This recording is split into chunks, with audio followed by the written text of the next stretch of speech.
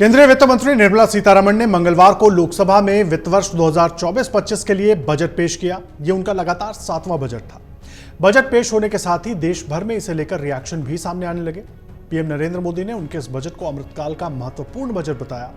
जहां बीजेपी और एनडीए के नेताओं ने बजट की सराहना की, तो वहीं दूसरी तरफ विपक्ष और इंडिया ब्लॉक से जुड़े नेताओं ने इसे प्रधानमंत्री सरकार बचाओ योजना का नाम दिया। आइए तो ऐसे में आपको बताते हैं कि बजट पर किस तरह की प्रतिक्रियाएं आ रही हैं, कैसे हो रही है इस पर राजनीति। देखिए, बजट की तारीफ करते हुए पीएम नरेंद्र मोदी ने कहा कि देश को विकास की नई ऊंचाई पर ले जाने वाले इस महत्वपूर्ण बजट के लिए मैं देशवासियों को बधाई देता हूं। पीएम ने यह भी कहा कि इस बजट से शिक्षा और स्किल को नई ऊंचाई मिलेगी। ये मध्यम वर्ग को नई ताकत देने वाला बजट है। आपको सुनवाते हैं पूरी बात, पीएम मोदी ने क्या कुछ कहा। विकास की नई ऊंचाई पर ले जाने वाले इस महत्वपूर्ण बजट के लिए मैं सभी देशवासियों को बधाई देता हूं। वित्त मंत्री निर्मला सीतारमण जी और उनकी पूरी टीम बहुत बहुत बधाई की पात्र है। साथियों, ये बजट समाज के हर वर्ग को शक्ति देने वाला बजट है। ये देश के गांव, गरीब किसान को समृद्धि की राह पर ले जाने वाला बजट है।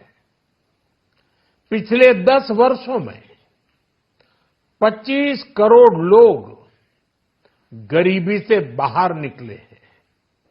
ये जो न्यू मिडिल क्लास बना है, यह बजट उनके सशक्तिकरण की निरंतरता का बजट है। इन नौजवानों को अनगिनत नए अवसर देने वाला बजट है। देखिए, पीएम मोदी को आपने सुना। आपको बता दें कि बिहार को विशेष राज्य का दर्जा नहीं मिला, लेकिन केंद्र सरकार ने बिहार को कई सौगातें दी। वित्त मंत्री ने संसद में बिहार की सड़क संपर्क परियोजनाओं के लिए 26,000 करोड़ रुपए देने का ऐलान किया। वहीं बिहार को विशेष राज्य का दर्जा नहीं मिलने पर सीएम नीतीश कुमार ने कहा कि हम बिहार को विशेष दर्जा दिलाने के लिए लगातार बोलते रहे हैं।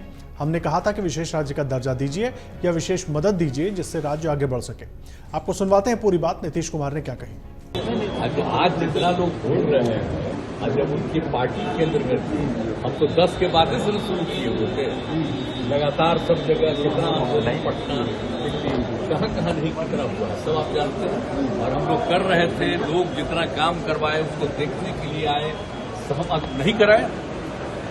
14 के बाद तो लोग फिर अलग हट गए, तो नहीं कराए कि तुम भी कोशिश किए थे। लेकिन हम इसके लिए लगातार बोलते रहे। और इन लोगों को भी हमने कहा, तो अब एक बात हो रहा था, विशेष राज्य का दर्जा पहले से खत्म हो गया है। हम लोगों ने कह दिया कि विशेष राज्य का दर्जा दीजिए या विशेष अधिकार के लिए मदद दीजिए। यहाँ के लिए जो जरूरत है बिहार के लिए, क्योंकि बिहार को भी आगे बढ़ना है। तो बहुत कुछ किया है, आप जानते हैं कैसे बुरा हाल था बजट का। जब हम लोग 5 से शुरू किए हैं, नवंबर 5 में, तो जो इतना काम करते हुए अब जहां देखिए ना कितना जगह पर जाने का रास्ता बना है, कितना ज्यादा स्कूल बना है, कितना एक एक नए चीजों का निर्माण हुआ है। अब पटना का ही देखिए ना, शाम के बाद कोई बाहर निकलने के लिए जाता था। तो सर आज जो घोषणा हुआ उससे आप खुश हैं ना? सुनिए ना, सब कुछ किया गया। तो हम लोगों ने शुरू से कह दिया था ये, या बिहार को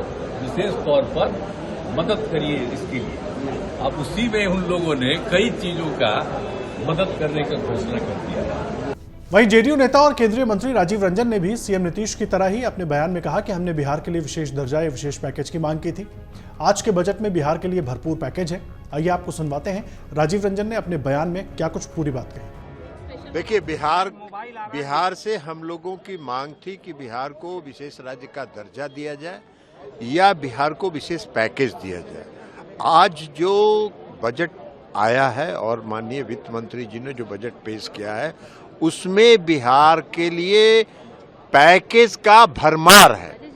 आप जिस भी क्षेत्र में देखिए, चाहे वो इंफ्रास्ट्रक्चर को स्ट्रेंथन करने के क्षेत्र में हो, चाहे पर्यटन को विकसित करने के क्षेत्र में हो, चाहे सिंचाई के क्षेत्र में हो, हर क्षेत्र में योजनाओं का भरमार है। तो इसलिए बिहार को आज इससे ये योजनाओं के लागू हो जाने के बाद बिहार के विकास का दर और बढ़ेगा। बिहार वैसे ही दोहरे विकास दर के साथ पिछले कई वर्षों से है और इसलिए बिहार का विशेष और बढ़ेगा, बिहार का विकास और होगा। लेकिन सर राबड़ी देवी जी कह रही कि झुंझुना थमा दिया गया और राबड़ी देवी जी का तो बजट पर भी प्रतिक्रिया दे रही हैं। दस्तखत तो कितना लंबा करती हैं, वो कभी उनका दस्तखत भी देख लिया कीजिए। तो अब बजट जैसा चीज उनको कहां समझ में आएगा। देखिए, लोकसभा में नेता विपक्ष राहुल गांधी ने केंद्रीय बजट को कुर्सी बचाओ बजट कहा। राहुल गांधी ने आरोप लगाया कि यह बजट सहयोगी दलों के तुष्टीकरण का बजट है। उनका आरोप है कि बजट में दूसरे राज्यों की शर्त पर सहयोगी दलों को खोखले वादे किए गए हैं। कांग्रेस नेता ने सोशल मीडिया पर पोस्ट के जरिए इस बजट को पूंजीवादियों को फायदा पहुंचाने वाला बजट बताया। राहुल गांधी ने किसी भी बड़े कारोबारी का सीधा नाम लिए बगैर लिखा, इससे एए को फायदा होगा, जबकि आम लोगों के लिए बजट में कोई राहत नहीं है। राहुल गांधी ने बजट के कई प्रावधानों को कांग्रेस के घोषणा पत्र और पुराने बजट की नकल बताया। वहीं पश्चिम बंगाल के मुख्यमंत्री ममता बनर्जी ने केंद्रीय बजट पर कहा कि यह बजट दिशाहीन है, इसमें कोई विजन नहीं है। सुनवाते हैं आपको। Anti people, no vision, only the political mission is there. I don't see any light. It is a dark and dark. दीदी, सिक्किम के लिए टाइम में बड़ा बात करते हैं, वादा करते हैं, और वोट आ जाने के बाद दार्जिलिंग को भूल जाता है, कालिम्पोंग को भूल जाता है, मिरिक को भूल जाता है, मिरिक को काशियांग को भूल जाता है। ये उसको नहीं चाहिए।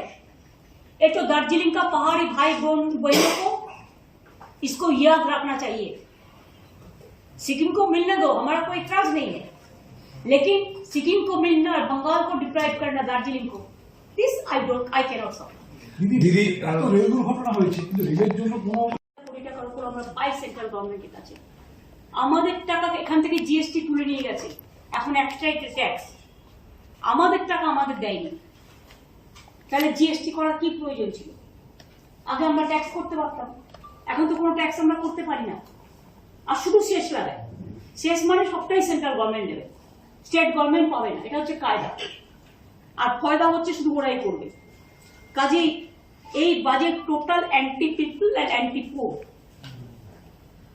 এই বাজেট হচ্ছে গরিবের বাজেট নয়, জনগণের বাজেট নয়, জনসাধারণের বাজেট নয়। একমাত্র একটা পার্টি নিজেকে খুশি করার জন্য শুধু তাদের স্বার্থে বাজেট করেছে। It's a political bias budget. वहीं समाजवादी पार्टी के प्रमुख अखिलेश यादव ने बजट पर कहा कि अच्छी बात है कि बिहार और आंध्र प्रदेश को विशेष योजनाओं से जोड़ा गया, लेकिन उत्तर प्रदेश जैसा राज्य जो प्रधानमंत्री देता है, क्या वहां के किसानों के लिए बजट में कुछ है? किस तरीके से अखिलेश यादव ने निशाना साधा, वो भी सुनिए। कई देख लें तो निवेश की हालत क्या रही होगी, और जो बातें आंकड़ों के हिसाब से बड़ी बड़ी कही जाती हैं, जो इनके प्रोजेक्ट चल रहे होंगे वो प्रोजेक्ट कोई समय पर पूरा नहीं हुआ है इनका। अब मान लीजिए सरकार बचानी है तो अच्छी बात है कि बिहार को, आंध्र प्रदेश को कुछ विशेष पैकेज या विशेष योजनाओं से जोड़ा गया है, लेकिन उत्तर प्रदेश जैसा प्रदेश जो प्रधानमंत्री देता है, क्या वहां के किसान के लिए कुछ बड़े फैसले हैं? किसान की फसल की पैदावार, उसकी कीमत के लिए क्या कोई इंतजाम है? कहने को तो याद होगा आप सबको कि पिछली बार कहा था कि मंडी और एग्रीकल्चर इंफ्रास्ट्रक्चर के लिए स्ट्रेंथन करने के लिए लाखों करोड़ रुपए हैं। अगर वो इंफ्रास्ट्रक्चर स्ट्रेंथन हुआ था तो इसका मतलब किसान की आय दोगुनी होनी चाहिए या किसान की आय बढ़नी चाहिए थी, वो तो नहीं बढ़ी। तो किसान के साथ संकट पैदा किया इन्होंने, बेरोजगारी इन्होंने बढ़ाई है। 10 साल में जो इतनी बेरोजगारी बढ़ गई उसको कैसे कम करें, और वो भी आधी अधूरी नौकरी से। आप 2 साल की, 1 साल की या कुछ ट्रेनिंग करा करके नौकरी या रोजगार का सपना दिखा रहे हैं। देश का नौजवान अपना भविष्य बनाने के लिए पक्की नौकरी चाहता है, और फिर जो आधी अधूरी नौकरी है क्या उसमें आरक्षण होगा? वहीं बीजेपी सांसद रविशंकर प्रसाद ने बजट की सराहना करते हुए कहा कि यह बजट भारत के विकसित भारत होने के मार्ग को और मजबूत करेगा। सरकार पर निशाना साधते हुए शिवसेना उद्धव गुट के नेता संजय राउत ने कहा कि बजट से आम जनता को 10 साल में क्या मिला? कुर्सी बचाने के लिए बजट बनता है, देश के लिए नहीं बनता। प्रधानमंत्री तो हमेशा बातें करते हैं, 10 साल से प्रधानमंत्री बजट पर बात कर रहे हैं, लेकिन बजट से आम जनता को क्या मिला 10 साल में? किसान, बेरोजगार, युवा, हाँ, स्टूडेंट्स, बड़ी बड़ी बातें तो होती है। इस देश में बड़ी बड़ी शादियां होती है और बजट पर बड़ी बड़ी बातें होती है। तो आप खुश नहीं हैं?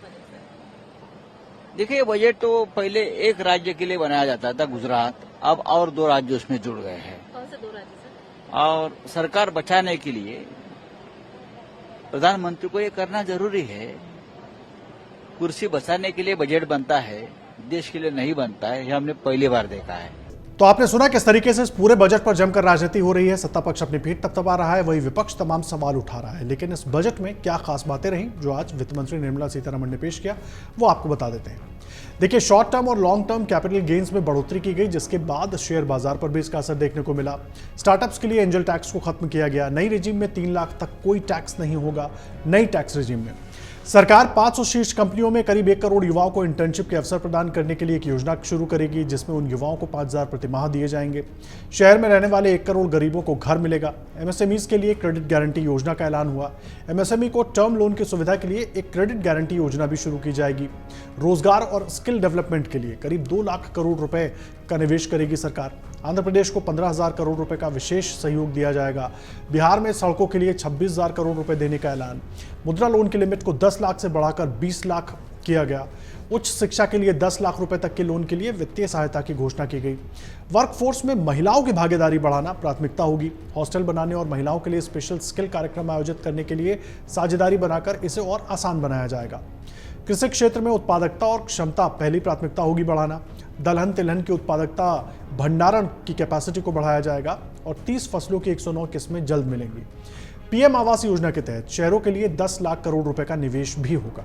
अगर आप ये वीडियो YouTube पर देख रहे हैं तो हमारे चैनल को सब्सक्राइब करें और बेल आइकन को दबाना ना भूलें। अगर आप Facebook पर ये वीडियो देख रहे हैं तो हमारे पेज को लाइक करें।